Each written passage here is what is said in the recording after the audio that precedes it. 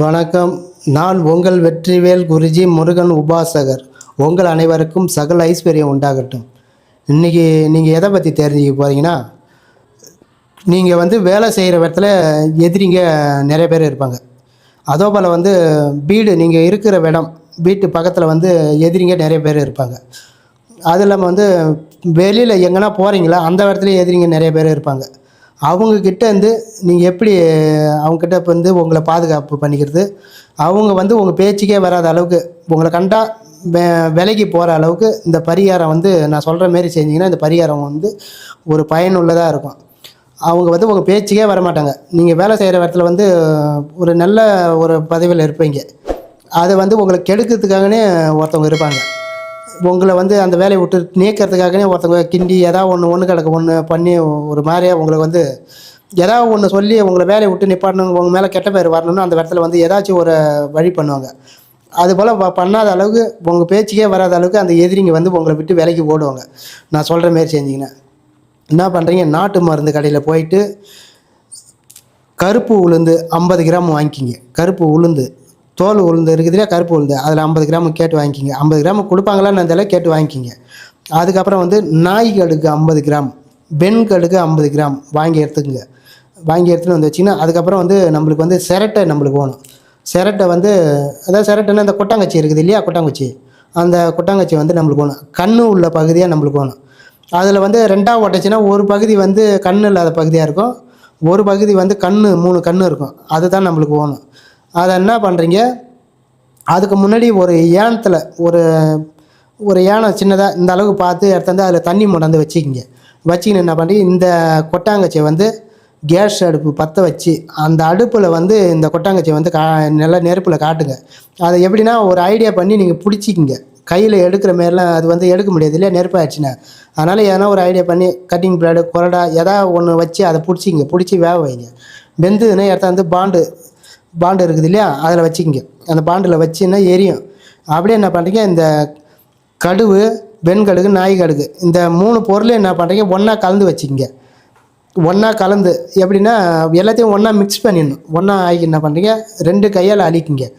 கடுகும் வெண்கடுகு, நாய் கடுகு, அந்த உளுந்து, இதை 3த்தையும் அப்படியே ஒன்றா கலந்து கையில் வாரிக்கிங்க. இப்படி அள்ளி என்ன பண்ணுறீங்க, எதிரியை மனசில் நினச்சிக்கின்னு அப்படியே இந்த கையில் மாற்றிங்க.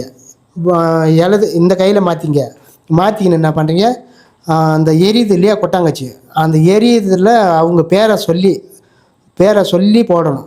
இந்த எதிரியால் எனக்கு தொல்லை வரக்கூடாது, எதிரியால் எனக்கு கஷ்டம் வரக்கூடாதுன்னு உங்களுக்கு என்ன தோணுதோ வேண்டி அதில் போடுங்க. போட்டிங்கன்னா அது நல்லா வெட்டிச்சு பட்டன்னு வெட்டிக்கும். அது எரியும் போது எரிஞ்சுதுன்னா அந்த எதிரி தொல்லை நம்மளுக்கு இருக்காது. அப்படியே என்ன பண்ணுறீங்க, அதை இருக்கத்தெல்லாம் வாரி அதில் போட்டுருங்க. இந்த கையால் தான் வாரி போடணும், இடது கையால் தான் வாரி போடணும், வலது கையால் வாரி போடக்கூடாது. இந்த கையால் வாரி எல்லாத்தையும் போட்டுருங்க. போட்டு என்ன பண்ணுறீங்க, அப்படியே எடுத்து இந்த இதை எடுத்து தண்ணியில் பட்டுன்னு கொட்டுருங்க. தண்ணி வச்சுக்கிறீங்களா ஒரு ஏனத்தில், அந்த தண்ணியில் கொட்டுருங்க. அப்படி தூக்கி கொட்ட முடியல, சூடாக இருக்கிற மாரி இருந்தால் என்ன பண்ணுறீங்க, இந்த தண்ணி எடுத்து அந்த பாண்டில் ஊற்றிருங்க. சுருன்னு அந்த இதெல்லாம் அழிஞ்சு போடும், ஒரு மாதிரி ஆகிடும். அது நெருப்பு அழிஞ்சுன்னா ஒரு அந்த எதிரி தொல்லை சத்ரு தொல்லை நம்மளை அண்டாது, நம்மளுக்கு அது தாக்காது. அதுபோல் சந்தர்ப்பம் கிடைக்கும் போதெல்லாம் செய்யுங்க. இது என்றைக்கு செய்யணுன்னா, ஞாயிற்றுக்கிழமை செய்யலாம், செவ்வாய்க்கிழமை செய்யலாம், சனிக்கிழமை செய்யலாம். இது எப்போ உங்கள் டைம் கிடைக்குதோ அந்த டைமில் செய்யலாம். இது மாதத்துக்கு ஒரு தடவை, இல்லை 2 வாரத்துக்கு ஒரு தடவை, இல்லை 3 வாரத்துக்கு ஒரு தடவை. இப்போலாம் சந்தர்ப்பம் கிடைக்கும் போதெல்லாம் உங்களுக்கு நீங்கள் எப்போலாம் அந்த ஃப்ரீயாக இருக்கிறீங்களோ அந்த டைமில் இதை செஞ்சுக்கலாம். ஒரு 3 ஐட்டம் இல்லை ஒரு 5 ஐட்டம் அப்படி செய்யுங்க. அப்படி தொடர்ந்து செய்யலாம். ஒரு 6 ஐட்டம் கூட செய்யலாம், 6-7 ஐட்டம் கூட செய்யலாம். செஞ்சிங்கன்னா உங்களுக்கு எதிரி தொல்லை உங்களுக்கு இருக்காது. நீங்கள் எங்கே போனாலும் எங்கே வந்தாலும் ஏதாச்சும் எதிரிங்க நிறைய பேர் இருப்பாங்க. யாராச்சும் ஒருத்தவங்க இருப்பாங்க. ஒரு இடத்துல போகிற இடத்துல நம்மளுக்கு ஒரு எதிரி இருப்பாங்க. ஏதாவது நம்மளை பார்த்த உடனே ஒன்று கிடக்கு ஒன்று அந்த இடத்துல கிண்டி விட்டு ஒரு மாதிரியாக ஒரு பிரச்சனையை உண்டு பண்ணி விட்டு போடுவாங்க நம்ம மேலே. நம்ம போனது வேறு விஷயமா இருக்குது, அங்கே போய் ஒரு பிரச்சனையில் மாட்டிக்குவோம். அந்தளவுக்கு ஒரு ஏதாவது ஒன்று பண்ணி விட்டு போயிடுவாங்க. அதெல்லாம் இது சரி பண்ணிடும். அதுபோல் போய் சிக்கலில் மாட்டாத அளவுக்கு உங்களுக்கு ஒரு நல்லதே பண்ணுற அளவுக்கு மாற்றி விடுது. எப்படின்னா, இப்போ நீங்கள் ஒரு இடத்துல நிரந்தரமாக வேலை செய்வீங்க. ஒரு கம்பெனி ஆஃபீஸு எங்கே செய்கிறீங்களா நிரந்தரமாக செய்வீங்க. உங்களுக்குன்னு ஒரு எதிரி அங்கே இருப்பாங்க. உங்களை அந்த இடத்துல வேலை செய்ய விடாத அளவுக்கு ஏதாச்சும் உங்களை பற்றி ஒன்று கிடக்கு ஒன்று சொல்லி ஒரு கலப்பத்தை பண்ணி உங்களை வேலையை விட்டு நீக்கிற அளவுக்கு கூட கொண்டு போய் விடுவாங்க. உங்களை வேலையை விட்டு நிறுத்துகிற அளவுக்கு.